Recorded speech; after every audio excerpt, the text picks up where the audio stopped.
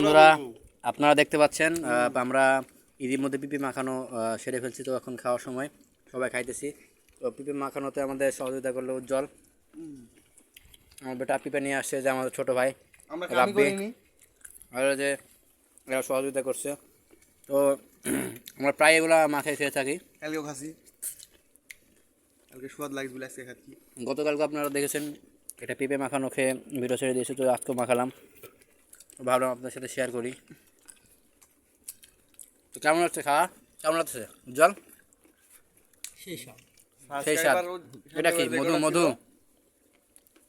কেমন লাগতেছে বল রাব্বি? মধু, রসমালাই। কেমন রসমালাই এত দূর হাত ঢুকে খাওয়া যায়?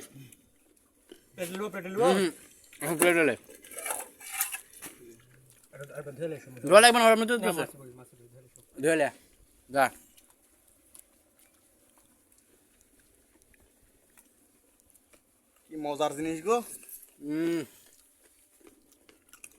ভিডিও আমার সাথে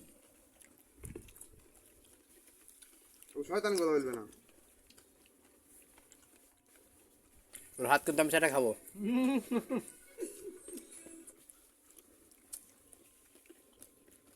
খাস না জেন? এই খাটাস। ঝাল দে বেটা। মরিচ বাগাছে হাত দিয়ে সে ঝাল। বাইর করো, ওটা উঠি থাও থিয়া ওটা থেকে একবারে নিচে রাখ, নিচে রাখ।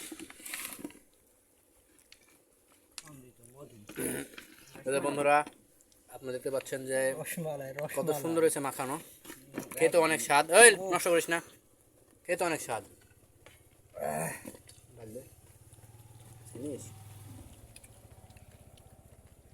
ওই যে বালতি, ওই বালতিটা কে জানি মাখায় খেয়ে নেবে, মনে হচ্ছে কে খেয়ে নেবে। তবে এখন হামলা করা যাবে না, এটা পরে খেতে হবে। ওটা আমার জন্য থাক। আর এই যে দেখতে পাচ্ছেন কতগুলা, এগুলা দেখে অবশ্যই সবার জিভের রস আসার কথা, কারণ সবাই এগুলো পছন্দ করে, প্রায় সবাই। তো আপনারা কমেন্টে জানিয়ে দেবেন যে কখনো এভাবে মাখায় খেয়েছেন কি না।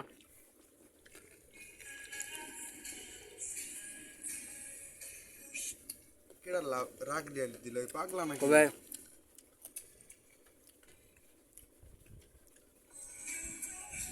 বিশেষ করে একটু বেশি ধন্যবাদ জানাই আমাদের ছোটো ভাই রাব্বি। সে পিপে নিয়ে আসছে, তার জন্যই আজকে মাখানিটা খাওয়ানো। সে যদি পিপে না নিয়ে আসে তাহলে হতো না। অবশ্যই ওই যে রাব্বি, ভালো করে দেখে নিন তাকে, যদি কখনো ভবিষ্যতে প্রয়োজন পড়ে অবশ্যই তাকে ডেকে নেবেন। সব কাজে উপকার করি আমি।